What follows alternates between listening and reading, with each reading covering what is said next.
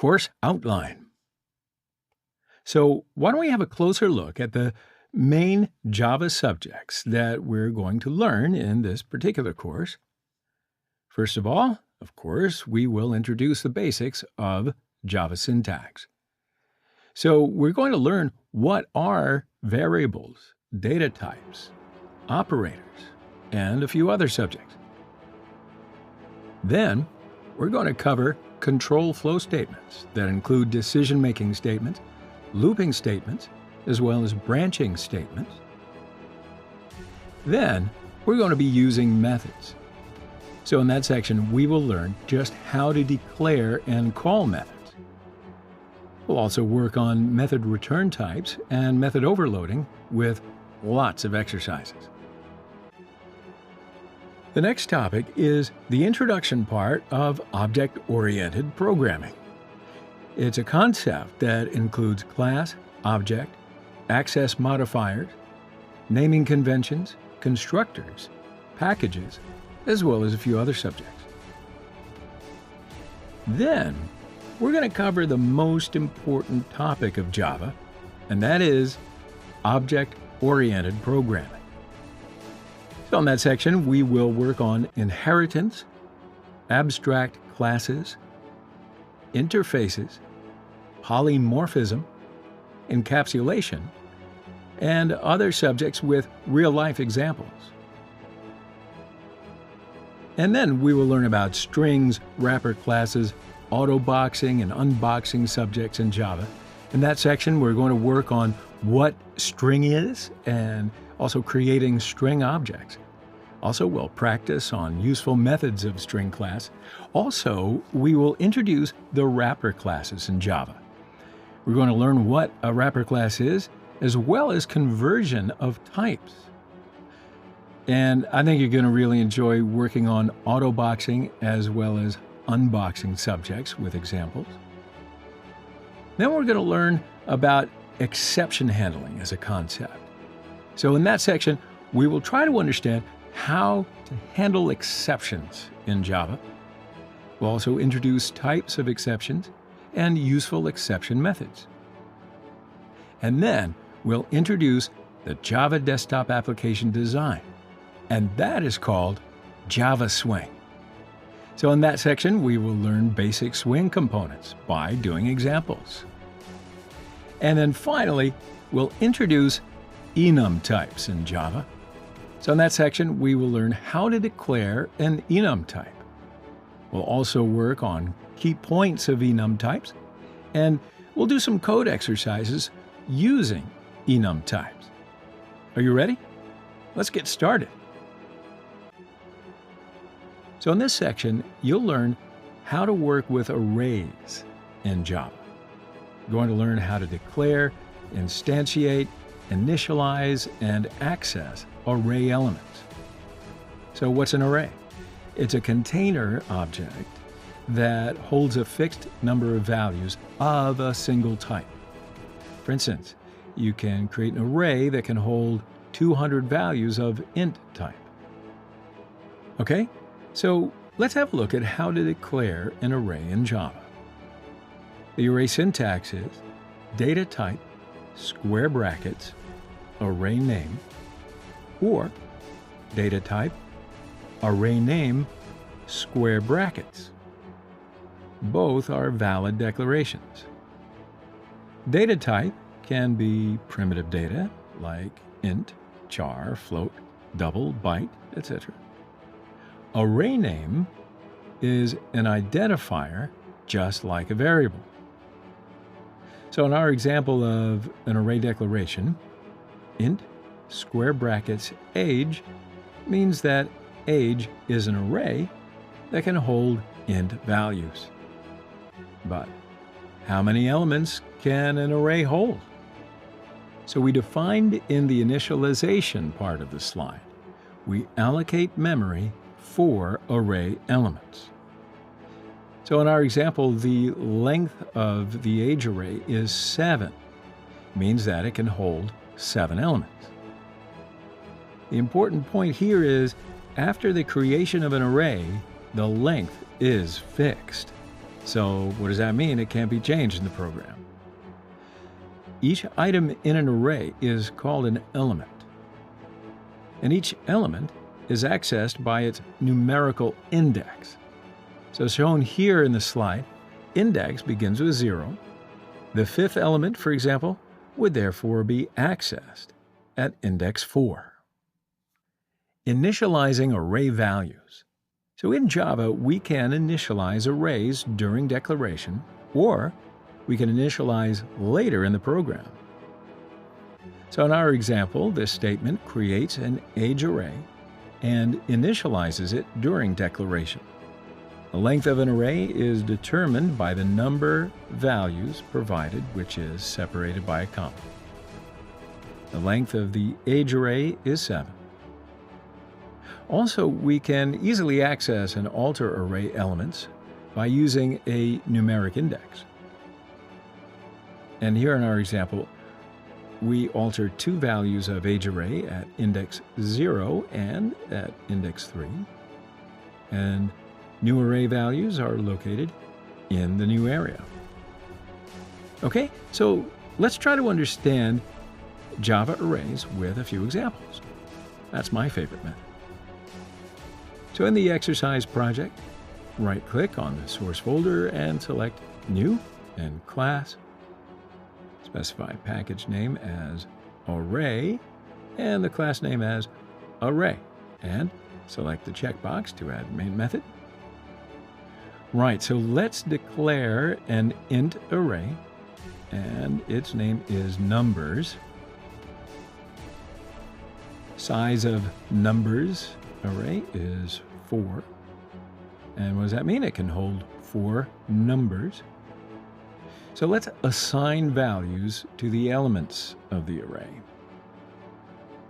For the first element of an array, and assign 4.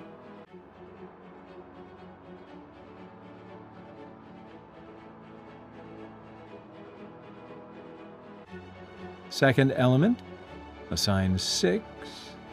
Third element, assign -3. And then the last element, assign it as -2. All right, so let's calculate the sum of array values. So now declare the variable sum with the int type, and assign array elements by adding an index.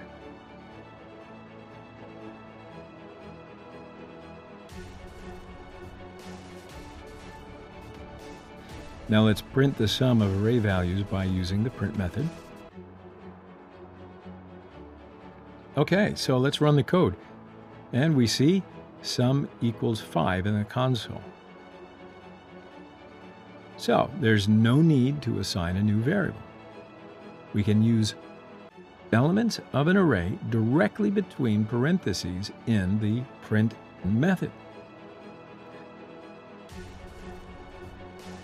All right, so let's run the code again, and there we go. We see the same result. So now let's try to add an element with a 4th index.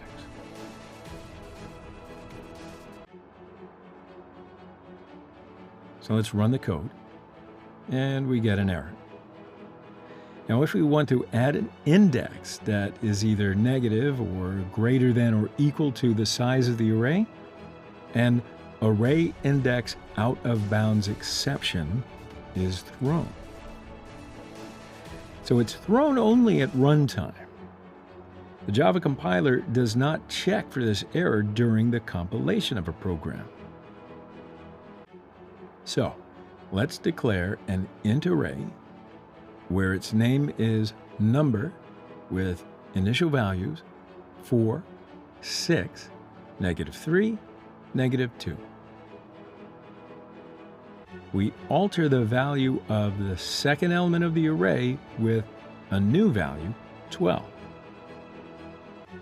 So let's print the new sum of the array values by using the print method.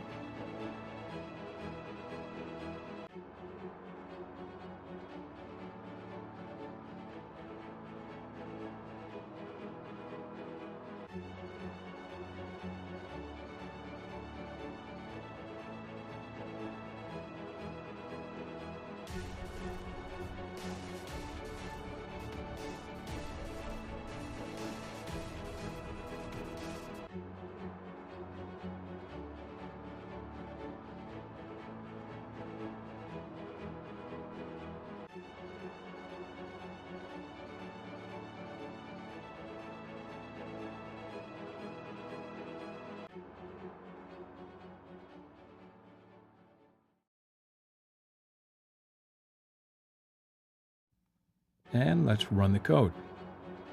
So the previous sum is 5, and after altering, the new sum is 11. All right, pretty cool, huh? In this section, we will learn data types. Data type defines the values that a variable can take. Based on the data type of a variable, the operating system allocates memory and decides what can be stored in the reserved memory.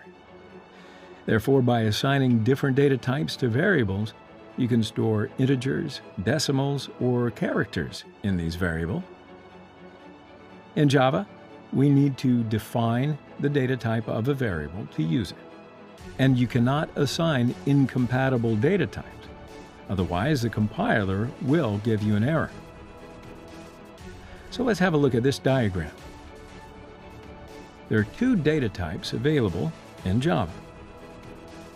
First one is primitive, and the second one is non-primitive data types. Non-primitive data types are also called reference data types. Class, interface, string, enum type, and array are non-primitive data types, and we'll discuss them in the upcoming lectures. Here we'll discuss the primitive data types and literals in Java.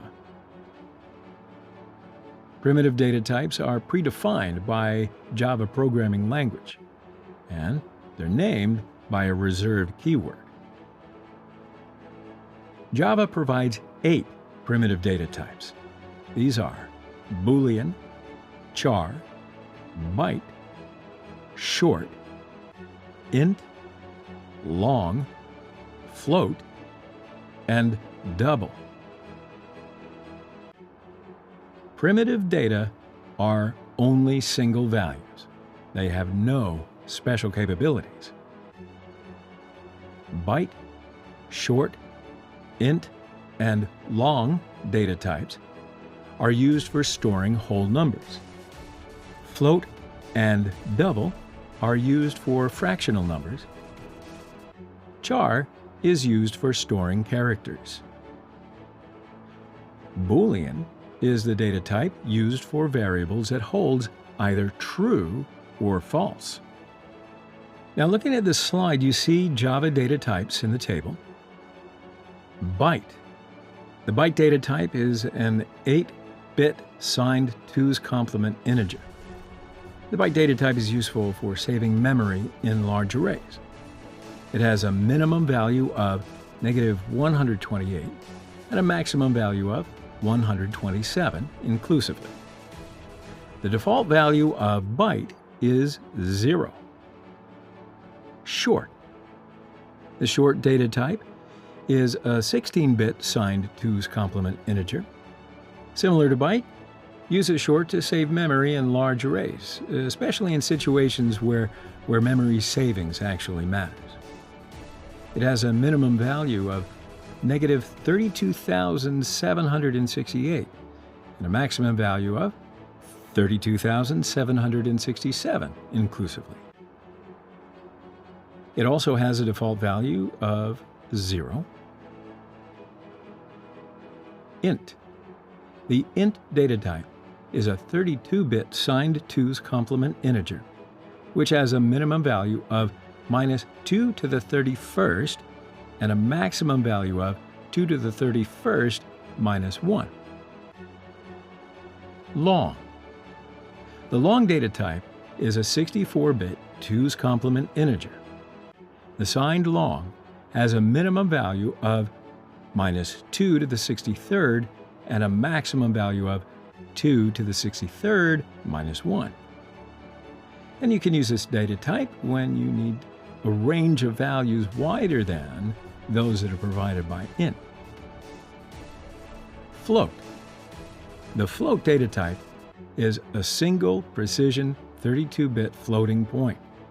If you need to save memory in large arrays of floating point numbers, you should use a float instead of double, which is double. The double data type is a double precision 64-bit floating point. For decimal values, this data type is generally the default choice. Boolean. The Boolean data type represents only one bit of information, either true or false. Char. The char data type is a single 16-bit Unicode character. So why don't we do some examples with data types? So in the exercise project, right-click on the source folder and select New, Class. Specify the package name as data type and the class name as data type, and then select the checkbox to add main method. Now let's start with data type. Boolean A equals true. The Boolean type, of course, has two possible values, either true or false. Char B equals capital R. So the char type declares a character. Okay. Byte C equals 12. Remember, byte type can have values from -128 to 127. Short D equals -356. The short type can have values from -32,767 and 32,767. Int E equals 43,543. So the int type is generally used for numeric values. So now let's declare variable f with a long data type. The long type is used for large values. So capital L is a specific suffix for the long type. Another variable G with float as the data type. Remember that the float type is used for large values with single precision, and a capital F is the specific suffix for the float type. Another variable H with the double data type. So the double data type is used for large values with double precision. Okay? So now let's print the values of these variables on the screen by using the print method, which we know so well. And for that, we can use Control, Alt, down arrow as our keyboard shortcut combination to copy the print method. Okay, so now let's change the variable name from A to H. All right, good. Let's run the code. And look at that, you see the results in the console.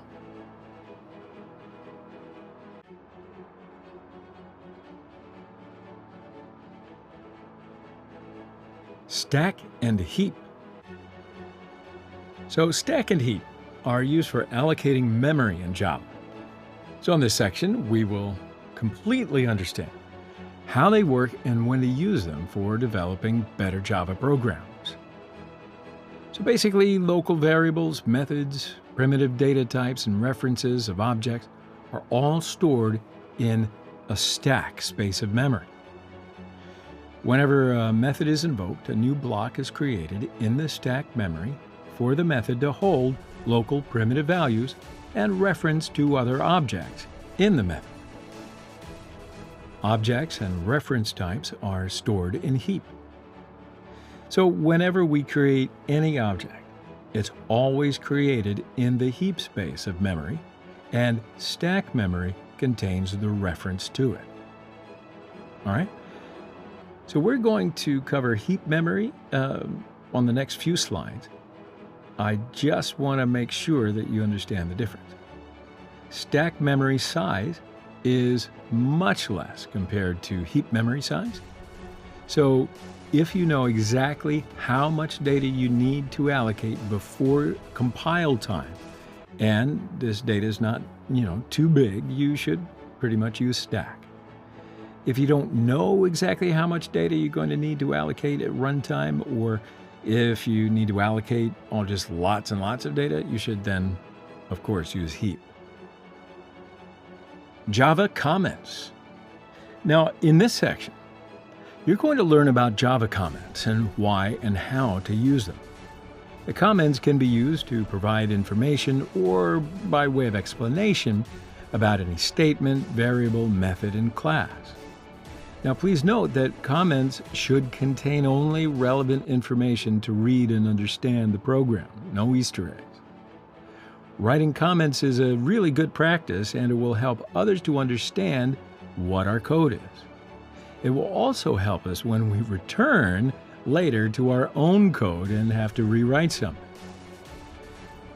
The comments can also be used to hide program code in some cases. They are completely ignored by the Java compilers.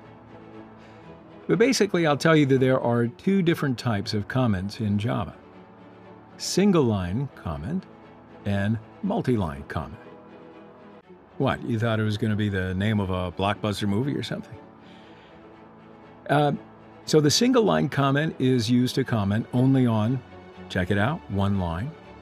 It starts with a double slash symbol. Okay, very important. The compiler ignores everything from double slash to the end of the line. So this, of course, is the easiest type of comment. The multi-line comment is used to comment on multiple lines of code. It starts with a slash and asterisk and ends with an asterisk and a slash. So that way the compiler ignores everything between a slash, asterisk, and asterisk slash. Say that 3 times fast. All right, so go back to the exercise project, right-click on the source folder, and then select New Class. Specify a package name as comment, and the class name as comment, and then select the checkbox to add it to the main method. First message is, Welcome to Java, by using println.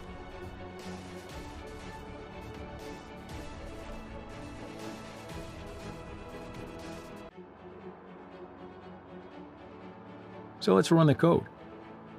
You see Welcome to Java as a text in the console. So now let's add 2 single-line comments above the println method. What do we use? Double slash to add a single comment.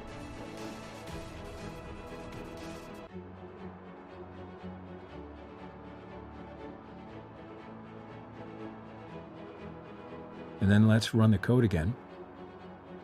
See how the compiler ignores these comments? Also, Eclipse has a quick shortcut for you to add a single line. You can just use Control plus 7 as the key combination from your keyboard. If you use this combination on the code line, Eclipse automatically adds double slash at the beginning of the line. Now, if you do use this key combination on the same line again, then Eclipse removes comment marks. So, let's add a multi-line comment above the main method. To do that, we'll use multi-line comment between slash and asterisk and slash.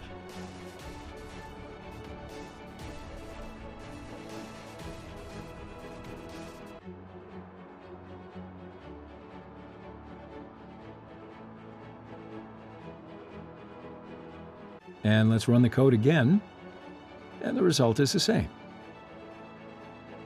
So we can add multi-line comments to a code block. First, let's declare 3 variables with int type. First, a, and assign 5. Second, b, and assign 2.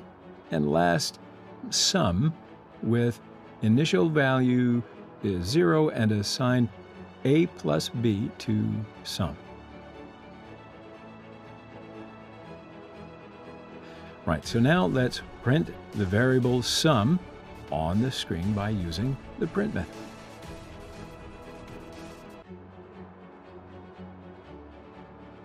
All right?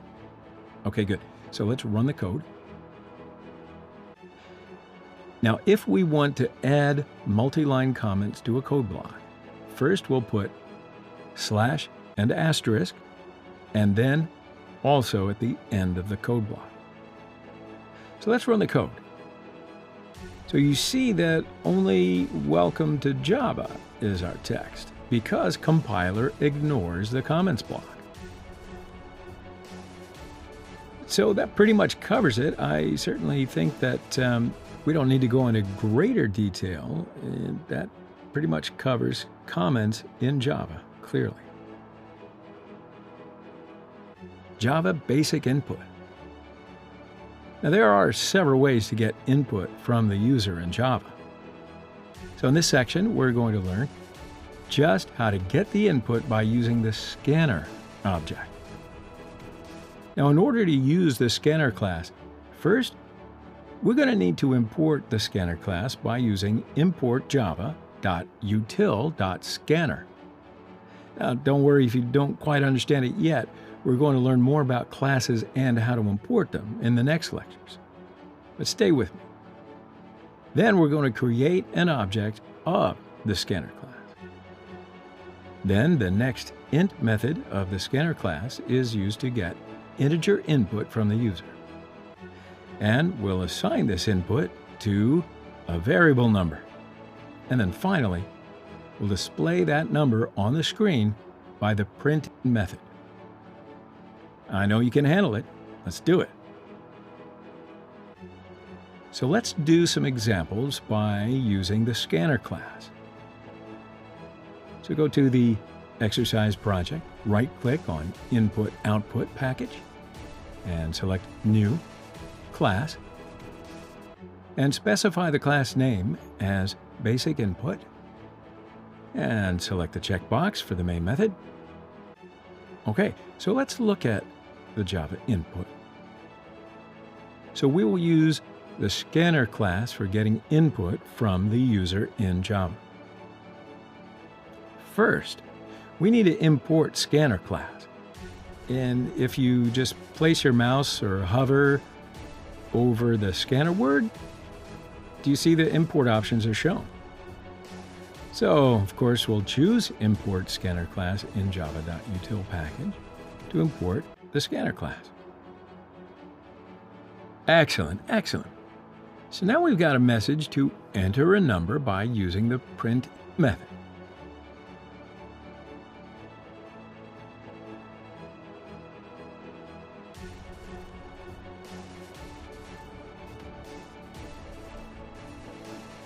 So we can declare a variable number with int type and assign next int as the method of scanner class to this number. And we show the value of number by using the print method.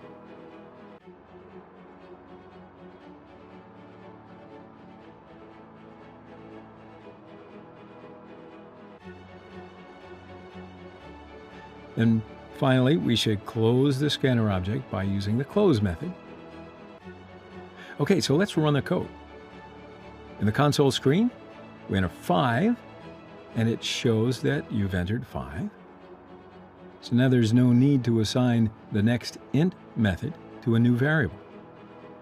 We can directly use the input number.nextInt method in the print method.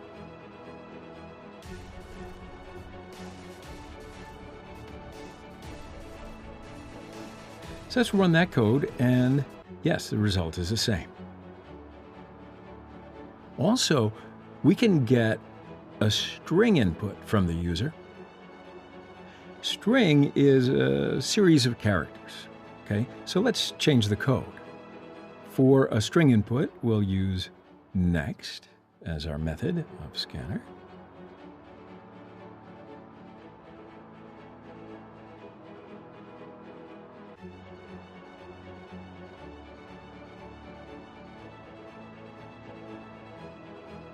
and we declare a variable text and assign next as a method of scanner class to this text.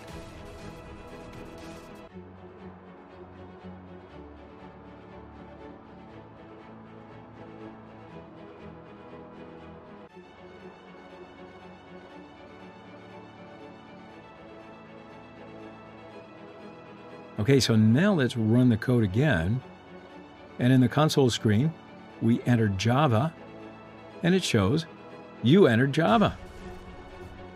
So there's no need to assign next as a method to a new variable, because we can directly use the input text.next method in the print method.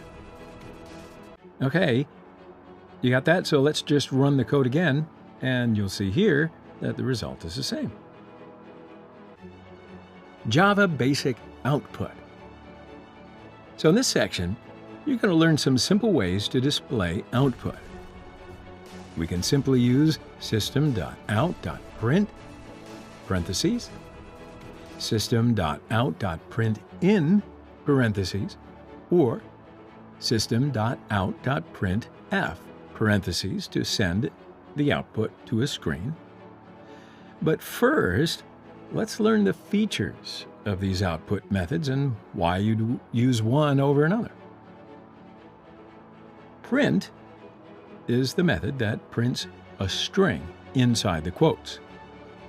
Print in is a method that prints a string inside quotes similar to the print method. However, after printing, the cursor goes to the beginning of the next line. The printf method provides string formatting. In the exercise project, right-click on the source folder and select New, Class. Specify the package name as Input Output and the class name as Basic Output, and then select the checkbox for the main method. So the first message is, "Welcome to Java Programming," by using the print method. Now here, print is a method that displays the string inside the quotes, right? So let's run the code. Okay, the result is true. Now we can copy-paste a line into a new line in Eclipse without having to highlight the entire line. We can use the key commands Control-Alt-Down arrow for this, and it's perfect. Also, we can concatenate the strings by using a plus sign as the operator. So the first string is "Welcome to," and the plus operator, and the second string is Java Programming. So let's run that code. Okay, the result is the same. Now let's copy with these new lines and change text like that.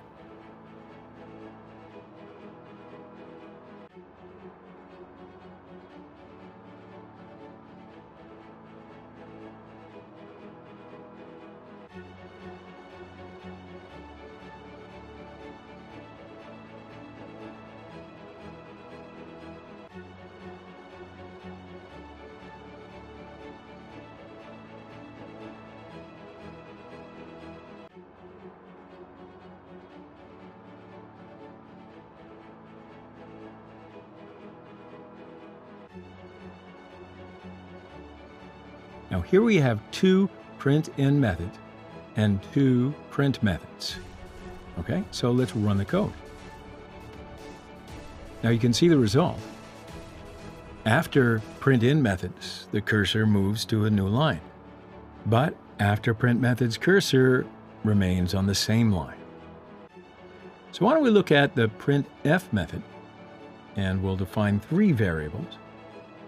First, int x and assign 5. Second, int y and assign 3. And last, int z and assign x plus y.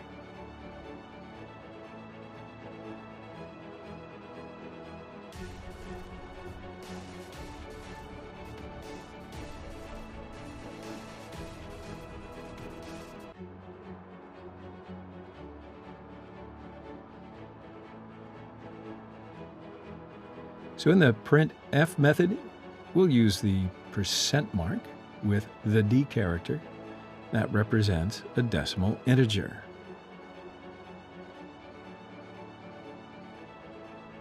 So let's run the code and show the output.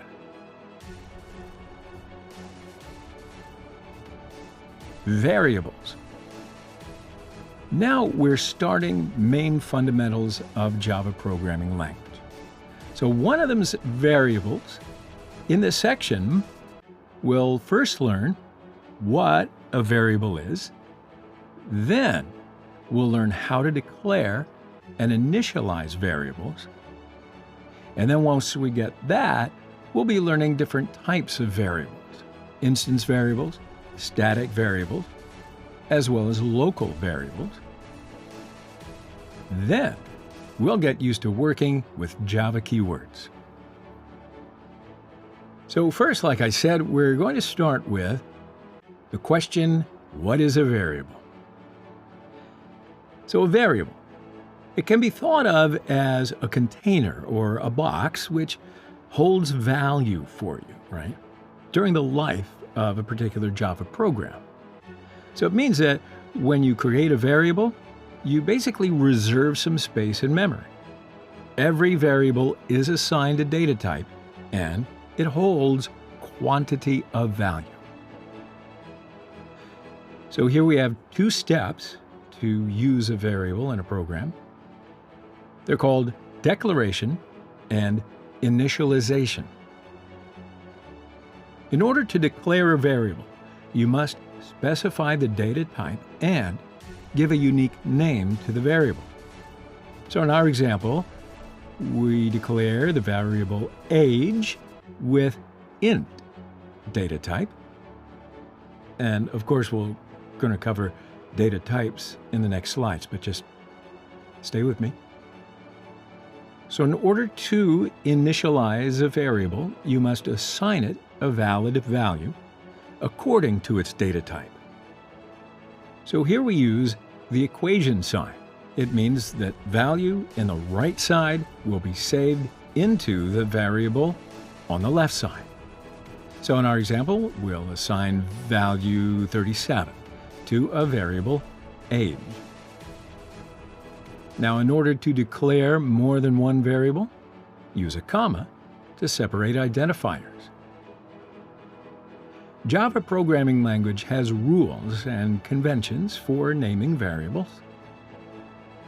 So while declaring variables, please note that Java is a case-sensitive programming language, which means that the upper or lower case of letters in your Java programs matter. So the variable age that consists of all lowercase is different from the variable age that consists of first capital letter and the rest lowercase. So a variable name can begin with a letter, a $sign, or underline mark. Now, if you declare a one-word variable name, go ahead and use all lowercase letters. It's not mandatory, but it helps keep things organized. And if you declare a variable name having more than one word, use all lowercase letters for the first word and then capitalize the first letter of another word. Now let's look at different types of variables. We have three types of variables in Java. First one is instance variables. So instance variables are defined in a class, but outside of a method declaration. They're also defined without the static keyword. So then guess what the second one is? It's static variables. Static variables are initialized only once at the start of the program execution. These variables should be initialized first, before the initialization of any instance variables. Also, they're defined in a class, but outside a method declaration. We'll cover some static keywords in detail in the next coming slides. And then the last one is local variables. Local variables are declared inside the body of a method. So that's just an introduction. Don't worry, we're going to cover methods as its own subject in greater detail in some of the upcoming slides. Java keywords. Now, as in every other programming language, Java has some reserved words, and these are called keywords. We cannot use them as names for variables, methods, classes, or as any other identifier. Now you can see Java keywords on the table here. Each keyword has a specific meaning in the language. So we're going to practice with these keywords in the next exercises. So you ready? Let's start coding. So why don't we start with variable examples? So first, let's create a new Java project.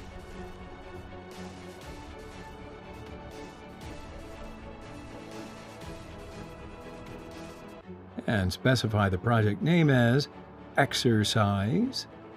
And let's not change any of the other options and just click on the next button. So in this section, uncheck Create Module Info.java file option, and then press the Finish button. Okay, so in this project, right-click on the source folder and then select New Class.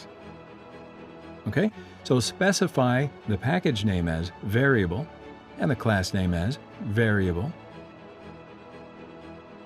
And then select the checkbox to add a main method. Then just click on the Finish button, and then Eclipse will generate a Java class. Okay, so now we're getting somewhere. Now we can start coding.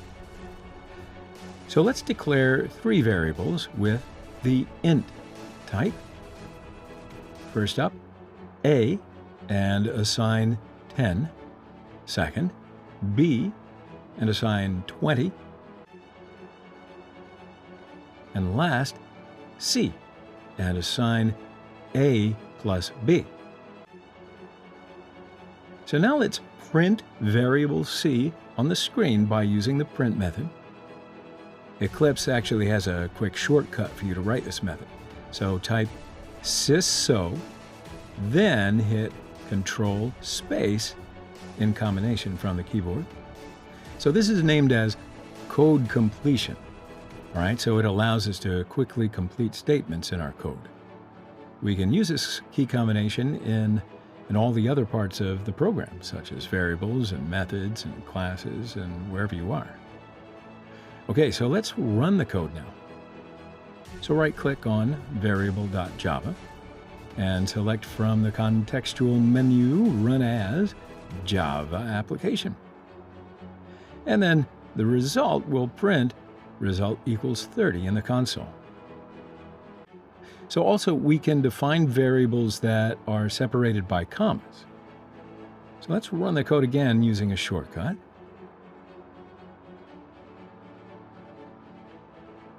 And the result is the same. Also, we can directly write A plus B to the output.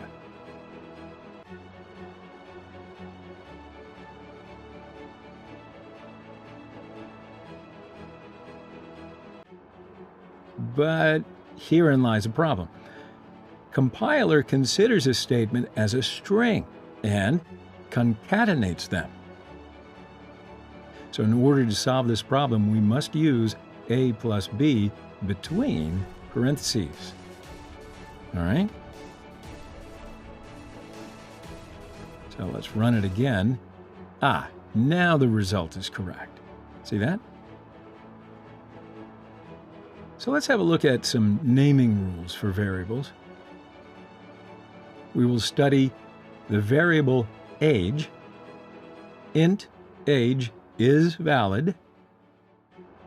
Int underscore age is valid.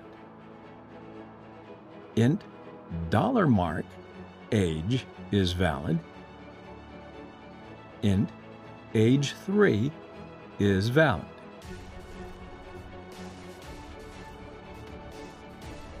But int a space GE is invalid. And 3age is invalid because variable names cannot use spaces, and a variable name cannot begin with a digit. Also, we cannot use Java keywords as a variable name, so int break is invalid because break is a keyword. Int do is also invalid because do is a keyword, and int public is invalid because public is a keyword. Don't worry, you'll get to know your keywords.